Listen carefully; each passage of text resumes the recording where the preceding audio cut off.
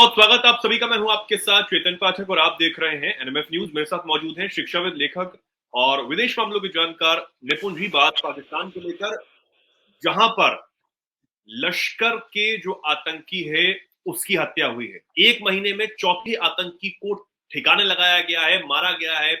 और हमने देखा है, पिछले दिन में हमने खबर बताई कि कैसे आतंकी जो हैं वो अब या तो खुद मौत के मुंह में समा रहे हैं या फिर उन्हें एक एक का ठिकाने लगाया जा रहा है। ये हो क्या रहा है, कैसे हो रहा है, इसके पीछे की क्या वजह है, ये हम जानने की इस वीडियो में कोशिश करेंगे। तो अंत तक आप बने रहिएगा कि पाकिस्तान को आतंक का गढ़ माना जाता है, आतंक परस्त वो देश है, इसमें कोई दो राय नहीं है, हर कोई इसे जानता है। लेकिन वही आतंकवादी पाकिस्तान को भी खा रहे हैं कैंसर की तरह, जो कि हमने पहले भी जिक्र किया था निपुण जी। और अब उन आतंकियों का भी सफाया हो रहा है खुद पाकिस्तान में। निपुण जी। जी, बिल्कुल देखिए मैं हमेशा बोलता हूँ कि पाकिस्तान ने जिस प्रकार के टेररिज्म को पनपाया, इसको हम लोग एक वर्ड यूज़ करते हैं फेरेंटाइन मॉनेस्टर। फेरेंटाइन मॉनेस्टर उनको कहा जाता है कि जो अपने पैदा करने वालों को ही खा जाते हैं। अब जिस प्रकार का ये गैंग वॉर जैसी स्थिति वहाँ पर है कि कोई भी कभी भी किसी भी आतंकी को मार जा रहा है, तो इसका मतलब क्या है कि पाकिस्तान के अंदर भी सभी जितने भी ये गैंग्स हैं, इनके बीच में कहीं न कहीं कोई न कोई टेंशन्स चल रही है। इसीलिए एक-दूसरे को ये क्या कर रहे हैं, टारगेट कर रहे हैं। अब जैसे एक सड़क दुर्घटना में 2 आतंकी मारे गए। अब वो भी क्या था कि मतलब उसको भी कहा जा रहा है कि वो कथित जो सड़क दुर्घटना है, वो भी कुछ और तरीके से क्या है, वहाँ पर मारा गया है। इससे बिल्कुल। पहले भी हम देखें तो पहले भी कई आतंकियों को टारगेट किया गया, मारा गया। तो और एक तो अभी ये अभी देखिए जो जिस बारे में हमने बात शुरू की उसमें क्योंकि जो आतंकी है मौलाना काशिफ अली, बताया जा रहा है कि ये कुख्यात आतंकवादी संगठन लश्कर ए तैयबा का टॉप कमांडर था, जिसे अज्ञात बंदूकधारियों ने निशाना बनाया और उस पर ताबड़तोड़ गोलियां बसाकर उसकी हत्या कर दी। खैबर पख्तूनवा में ही ये जो हत्या है वो की गई है। हाँ, देखिए एक तो लश्कर-ए-तैयबा है, जैश-ए-मोहम्मद है, ये तो मुख्य रूप से तो है ही। इसके अलावा एक हक्कानी नेटवर्क भी है।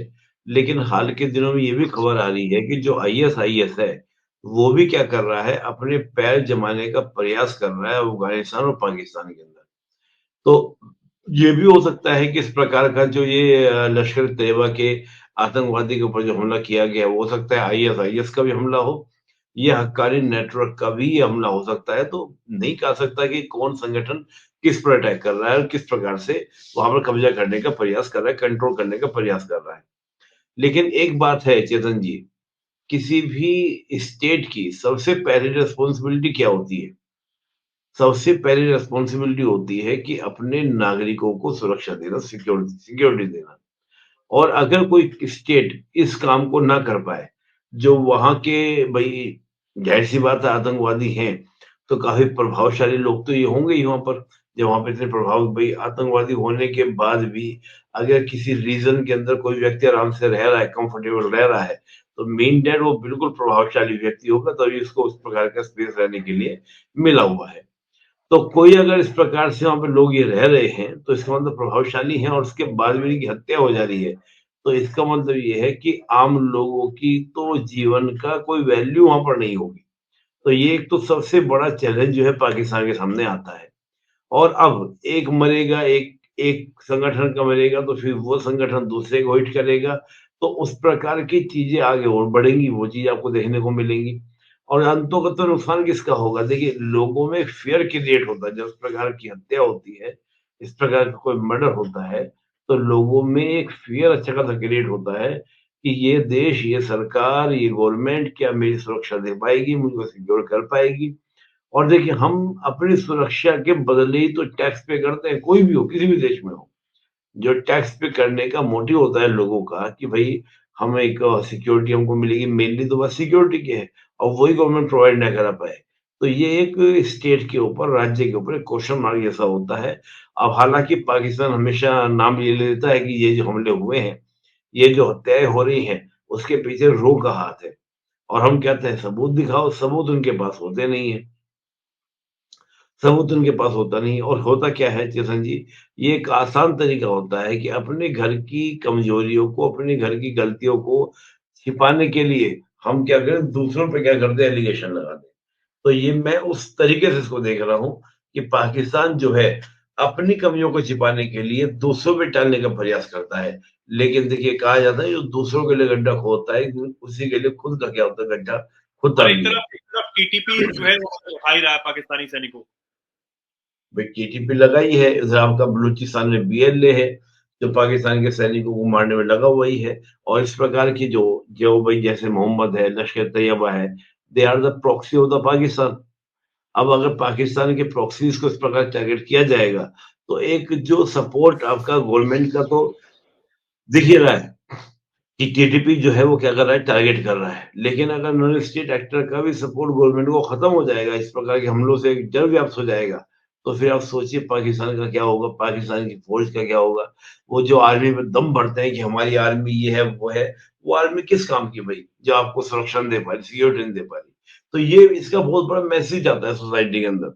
हम भली आज बात ऐसे बैठ के कर ले वैसे कर ले, लेकिन सोसाइटी में इसका बहुत ही ज्यादा नेगेटिव इम्पैक्ट आता है। तो अब देखना यही होगा कि आगे किस प्रकार की चीजें पाकिस्तान में चलती हैं। पाकिस्तान के तो जो हम जिक्र भी कर रहे थे कि कैसे जो हालात हैं उसके बहुत बुरे होते हुए नजर आ रहे हैं, लेकिन शहबाज शरीफ और वहां की हुकूमत को अभी भी समझ नहीं आ रहा। मुझे समझ नहीं आ रहा कि वो चाहते क्या है। अपने लोगों को खुश भी रखना चाहते हैं। दूसरी बात, मैं खबर पढ़ रहा था कि किस तरीके से चीन अब खुफिया तरीके से पाकिस्तान के अंदर एक बेस बनाने की तैयारी कर रहा है। वहां से जो एक्सपर्ट्स हैं, जो पूर्व सैनिक हैं, उन्होंने ये दावा किया है कि चीन जो है वो पाकिस्तान के अंदर एक बेस तैयार करने की कोशिश कर रहा है और जल्द ही जो चीनी राष्ट्रपति हैं शी जिनपिंग, वो पाकिस्तान का दौरा करने वाले हैं और औपचारिक तौर पर उस बेस की घोषणा और ऐलान भी हो सकता है। अब अगर ये बेस तैयार होता है तो आप समझिए कि पाकिस्तान पर कब्जा करने की तैयारी हो रही है। धीरे धीरे कब्जा है। और चीन ये जानता है कि अगर मेरा जो कॉरिडोर है, जो सीपेक कॉरिडोर है, जिसका काम पूरा नहीं हो पा रहा है, बार बार चीनी नागरिकों को निशाना बनाया जा रहा है, जो भी दिक्कतें आ रही हैं, उसमें सीधा सीधा हाथ जो है वो पाकिस्तानी सैनिकों का है, पाकिस्तानी सेना का है, जनरल असीम मुनीर का है, कि वो नहीं चाहते कि सीपेक कॉरिडोर पूरा हो। हाँ, देखिए चंद्र क्या है कि जब हम चीन की बात करें तो सीपैक उन्होंने बहुत पहले सपना देखा था। चीन ने कई बार इस प्रकार की बातें बोली। चीन ने कहा कि जो ये पूरा सीपैक है पूरा सील नहीं हो पा रहा है, हमने जितने फंड में बनाने का सोचा था उससे कहीं ज्यादा फंड हमारा लग चुका है। और लगने के बाद भी वो सीपैक क्या पूरा नहीं हो पाया। इसका रीजन क्या बताया चीन ने, कि पाकिस्तान के अंदर भयंकर क्या है, भ्रष्टाचार है, भयंकर करप्शन है। उस करप्शन के कारण क्या हो रहा है कि हमारा पैसा पानी की तरह वहां बह रहा है। तो उसने कई बार अपना काम भी चीन ने ऑलरेडी बंद किया है। लेकिन होता क्या था, जब जब चीन अपना काम बंद करता था, तो पाकिस्तान की ओर से चीन के ऊपर एलिगेशन लगा दिया जाता था कि तुम अपने यहाँ का देखो, अपने यहाँ पर तुम्हारे यहाँ पर क्या हो रहा है क्या नहीं हो रहा है, करप्शन हमारे यहाँ मत देखो। पहले तो बात ये। दूसरा, और आपकी भी जो पॉसिबिलिटीज आपने जो बोली संभावनाएं, वो बिल्कुल सही आपकी संभावनाएं हैं। वो संभावनाएं क्या है, वो पॉसिबिलिटीज ये है कि वो जो नया गुपचुप तरीके से एक अड्डा बनाने का प्रयास कर रहा है, वो चीन ही ले लेगा। और देखिए सीपैक तैयार होने के बाद भी पूरा सीपैक पे जो कब्जा है वो चीन का ही हो जाना है। जैसे हम्बन टोटा पोर्ट पर हुआ था कि 90 साल के 99 ईयर्स के लीज पर क्या किया है, हम्बन टोटा पोर्ट को चीन ने दे दिया है। तो ऐसे ही क्या होगा, जो ये पूरा आपका सी पैक है, जितना पैसा लगाया गया है पाकिस्तान के अंदर और जितना उसका इन्वेस्ट इंटरेस्ट होगा, पाकिस्तान तो कुछ भी आपका पे नहीं कर पाएगा। तो जब पाकिस्तान कुछ भी चीज पे वापस नहीं कर पाएगा, तो लिहाजा क्या होगा, सी पैक का एक बहुत बड़ा हिस्सा जो होगा वो किसके पास चला जाएगा, चीन के पास चला जाएगा, चाइना के पास चला। चाइना के पास चला जाएगा। तो ये नेचुरल बात है, ये स्वाभाविक सी बात है। अब बात यहाँ पे रही कि जो पाकिस्तान की आर्मी है, देखिए पाकिस्तान की आर्मी विशुद्ध रूप से वैसी नहीं जैसे भारतीय आर्मी है। पाकिस्तान की आर्मी के अफसर जो हैं, या पाकिस्तानी आर्मी जो है, वहां पर काफी सारी इंडस्ट्री में अपना शेयर होल्ड करती हैं। पाकिस्तान की हम बात करते हैं, तो पाकिस्तान की अगर हम बात करते हैं तो पाकिस्तान की आर्मी वो नहीं है जो भारतीय आर्मी जैसी है, भारतीय मिलिट्री जैसी है। वो अपना नफा नुकसान भी देखती है कि सी पैक बनने से हमको नुकसान है या फायदा है।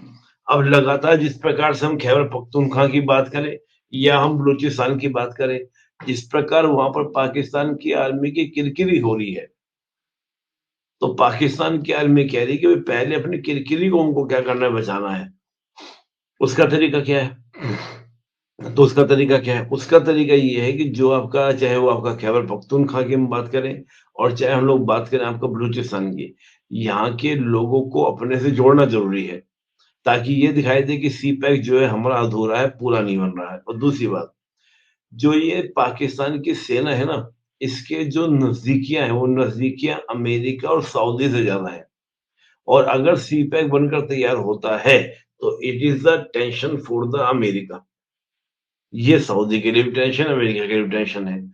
और पाकिस्तान की सेना वही करती है जो उसको सऊदी बोलता है, क्योंकि पाकिस्तान की सेना को सबसे बड़ा जो फंड आता है, वो आपका सऊदी से आता है और पहले आपका अमेरिका से भी आया करता था। लेकिन जैसे-जैसे भारत से संबंध अच्छे हो रहे हैं, पाकिस्तान से खराब हो रहे हैं, तो पाकिस्तान की सेना को ये भी टेंशन होने लगी है कि हम अपनी सेना को क्या खिलाएँगे, क्या नहीं खिलाएँगे। तो बहुत सारे इसमें क्या होते हैं, बहुत सारे पॉइंट्स होते हैं। इन पॉइंट्स को जब हम लोग एक साथ जोड़ते हैं, तो हमको दिखता है कि मैटर चल क्या रहा है, माजरा चल क्या रहा है। लेकिन ये बात सही है कि पाकिस्तान की स्थिति बहुत डामाडोल स्थिति है, बिखरने के कगार पर है। अपनी एसेट जो उसने बनाई थी, वो खुद ही एक-दूसरे को क्या कर रही है, शूट कर रही हैं।